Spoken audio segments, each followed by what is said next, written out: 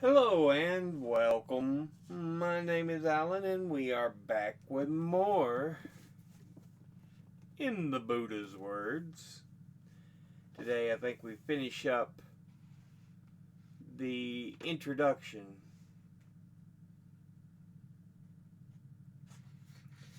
for the chapter because we got halfway through, and then, yeah. But with that said, let's go ahead and hop into this. The education that the Buddha imparts on us about the deepening of our perspective of the world to help us transform our understanding and deepen our perspective in the world. He offers us three standpoints from which we can praise the values by which we order our lives. These three standpoints also represent three moments or steps in the unfolding process of insight that starts from our commonplace attitudes and moves strategically toward higher knowledge, enlightenment, and release. The three moments are gratification, asada, danger, adinaba, and escape, nisarana. In text chapter 6, part 2, sections 1 through 3, this scheme is applied to the world as a whole. Elsewhere in the Nikayas, the scheme is applied more specifically in the four material elements, the five aggregates, and the six internal and external sense bases. The Buddha underscores the importance of this scheme in the bold pronouncement that until he was able to fully evaluate the world, or in the text referred to just above, the elements, aggregates, and sense bases, in this way, he did not claim that he had attained and surpassed perfect enlightenment. In advancing systematically through this scheme, one begins to recognize the indubitable fact that such worldly phenomena as sense, objects, forms, and feelings give us some degree of gratification. This gratification consists of the pleasure and joy, sukha somanasa, we experience when we succeed in fulfilling our desires. Once we acknowledge this fact, we can then probe deeper by asking whether such pleasure and joy are entirely satisfactory. If we address this question with utter honesty in a dispassionate frame of mind, we will realize that such pleasure and joy are far from satisfactory. To the contrary, they are saddled with drawbacks and defects ranging from the trifling to the catastrophic. Defects we will perpetually hide from ourselves so that we can continue unhindered in our quest for gratification. This is their danger, the second moment or step of observation. The most pervasive danger lurking behind the innocent facade of our worldly pleasures is their inherent nature at being impermanent, anicca, bound up with suffering and discontent, dukkha, and subject to inevitable change and decay. Viparinandhama. The third moment, the moment of escape, follows from the second escape. There is from the second. Escape here is not escapism, a word that implies an anxious attempt to avoid facing one's problems by pretending they don't exist or losing oneself in distractions. True escape is quite the opposite. The sanest, most rational, most judicious course of action we can take when we accurately recognize a genuine danger.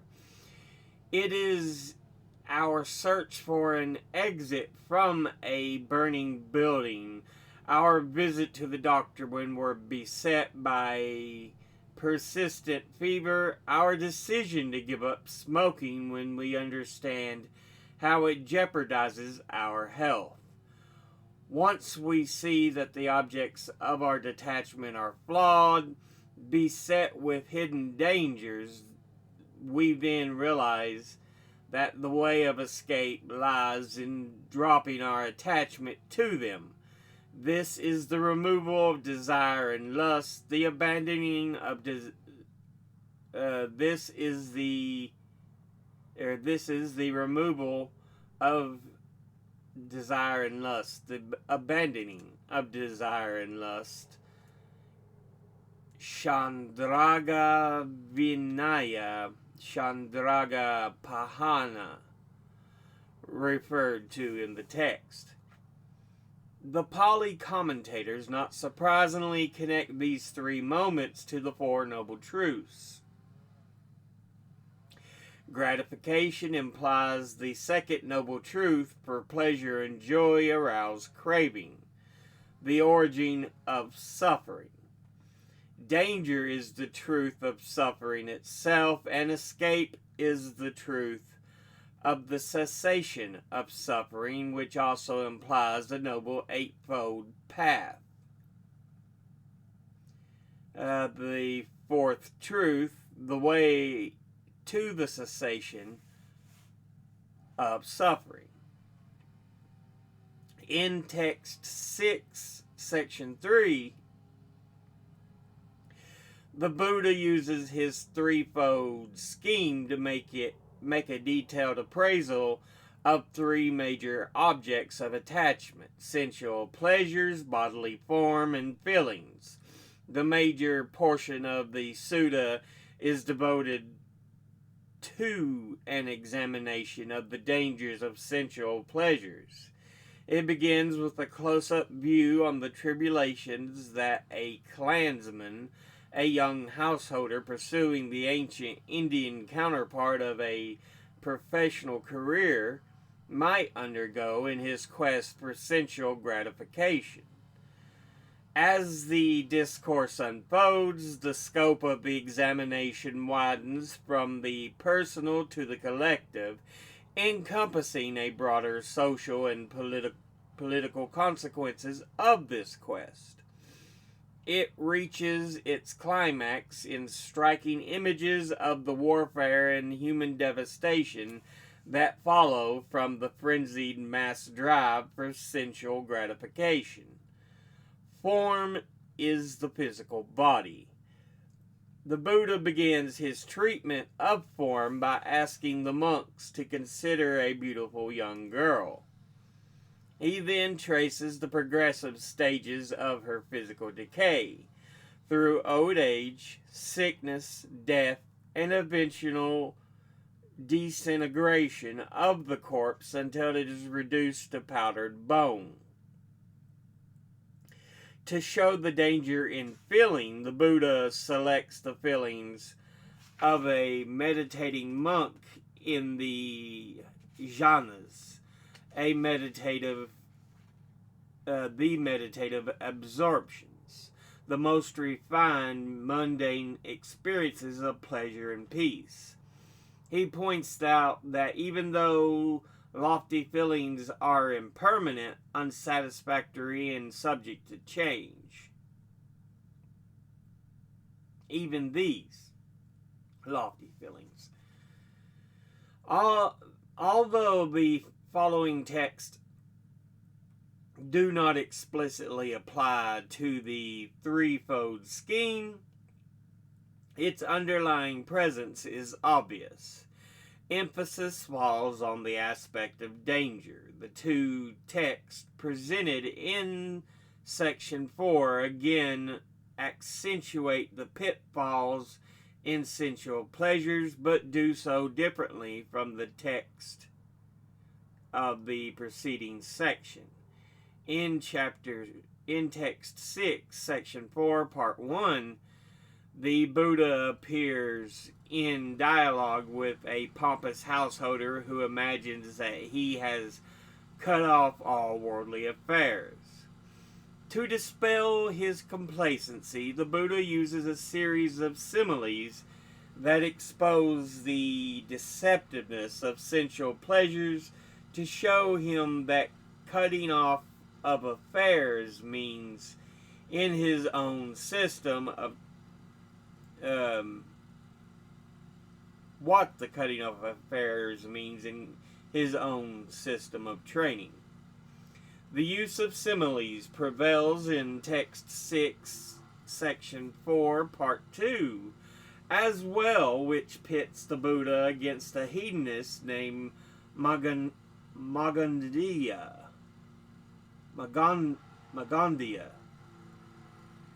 The Buddha here contends that sensual pleasures seem to be pleasurable only through a distortion of perception, but when seen rightly, they are like fire in a burning charcoal pit, painful to touch, hot, and scorching.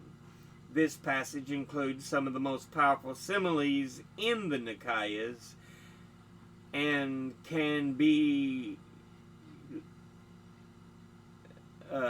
there can be little doubt that the Buddha has not used them lightly. The use of imagery also figures prominently in text 6, section 5, whose scheme is the transience of human life. Buddhist literature frequently advises us to contemplate the certainty of death and the uncertainty of the time of its arrival. This recommendation is not made to induce an attitude of chronic morbidity, but to help us break our infatuation with life and develop detachment. For this reason, recollection of death has become one of the most important subjects of Buddhist meditation. The Buddha elsewhere says that the recollection of death, when developed and cultivated, contains a foothold in the deathless and culminates in the deathless.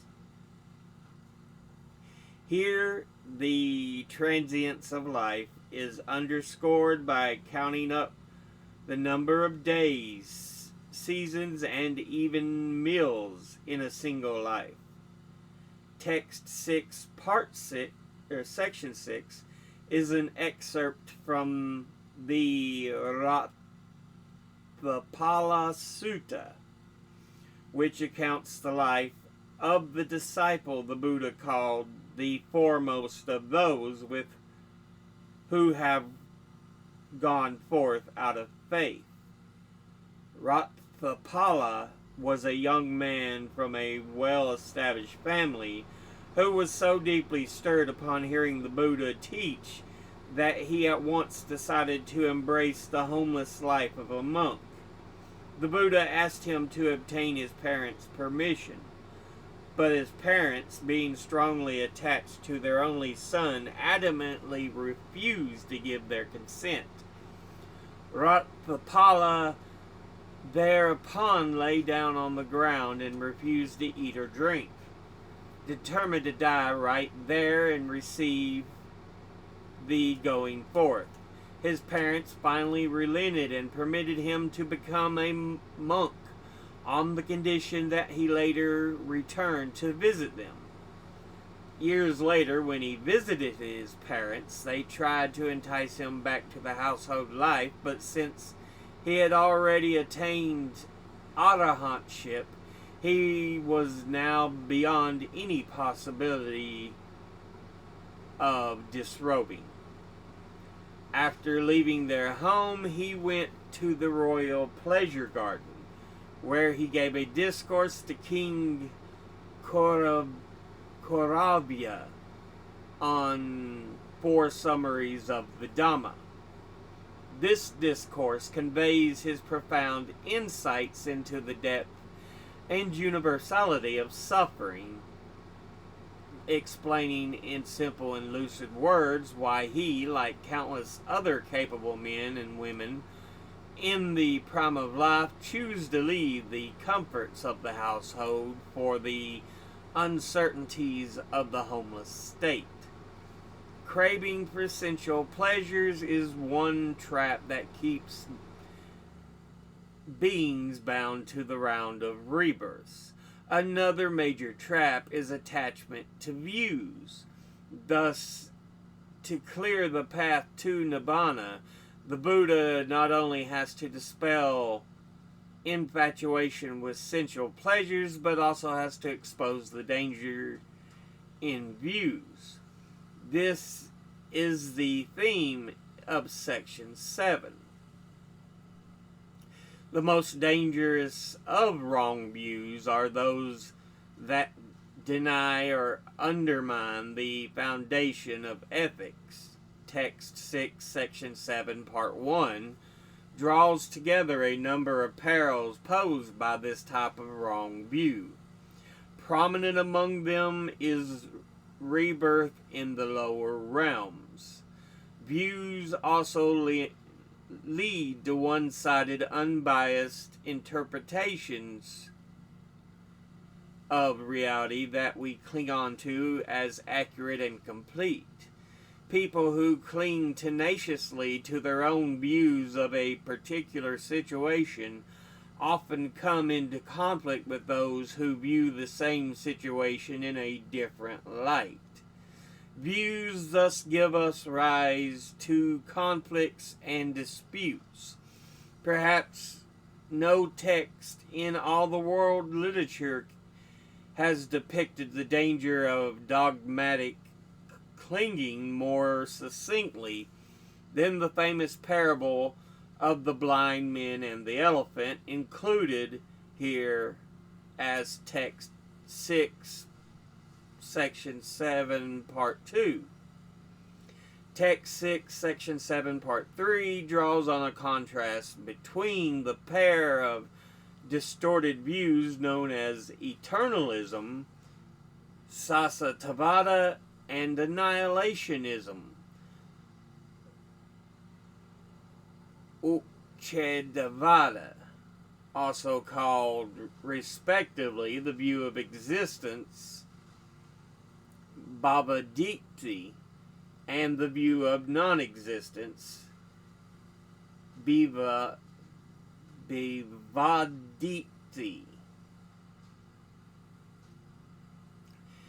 Eternalism affirms an eternal component of the individual, an indestructible self, and an eternal ground of the world, such as an all-powerful creator God. Annihilationism denies that there is any survival beyond death, holding that the individual comes to a complete end with the demise of the physical body. Eternalism, according to the Buddha, leads to the delight in existence and blinds beings to the cycle of existence. Annihilationism is often accompanied by a disgust with existence that paradoxically sounds or binds its adherents to the same existence that they loathe. As we will see below, the Buddha's teaching of dependent origination avoids both of these futile ends. Text 6, section 8 highlights a particular problem posed by the eternalist views. Such views can inspire meditators to attain states of deep meditative bliss, which they interpret as union with a divine reality or realization of an eternal self. From the perspective of the Buddha's teaching, however, such attainments merely create a karmic potential for rebirth into the realm in which that meditative experience becomes the fundamental condition of consciousness. In other words, the attainment of these states in the human realm generates rebirth in the corresponding planes in the realm of subtle form or formless, or the formless realm. While many religions point to a divine realm as the final answer to the human predicament, the Buddha's teachings hold that these worlds offer no final outlet from the impermanence and misery of samsara.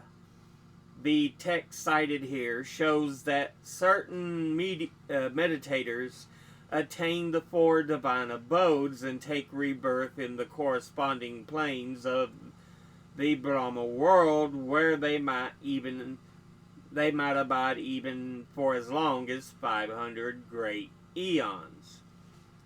Eventually, however, they must inevitably pass away and may then fall into the unfortunate realms of rebirth.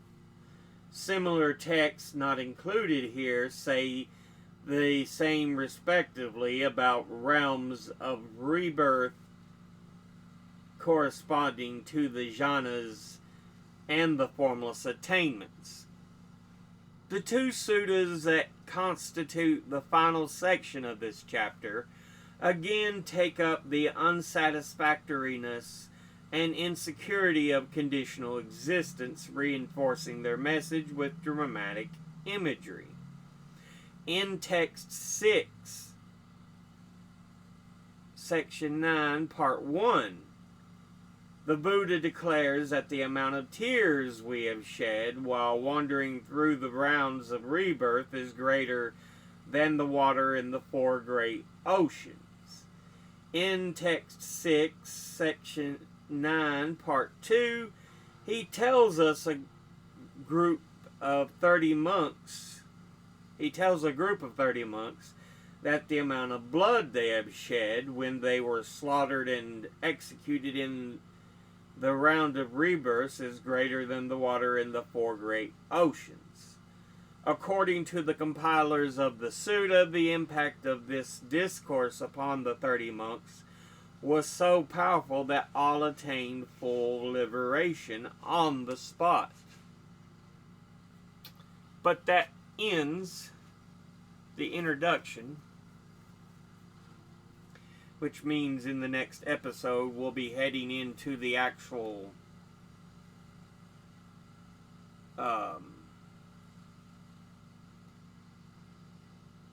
important parts of the chapter. The text more or less is just a breakdown to us of what each part kind of means, given to us by the author. So yeah.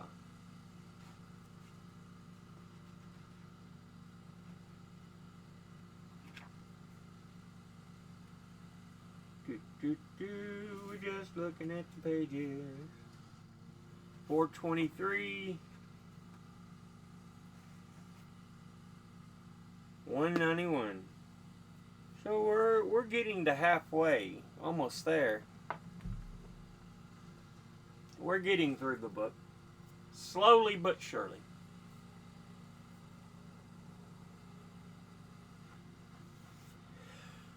Just stick with me. We'll get through it.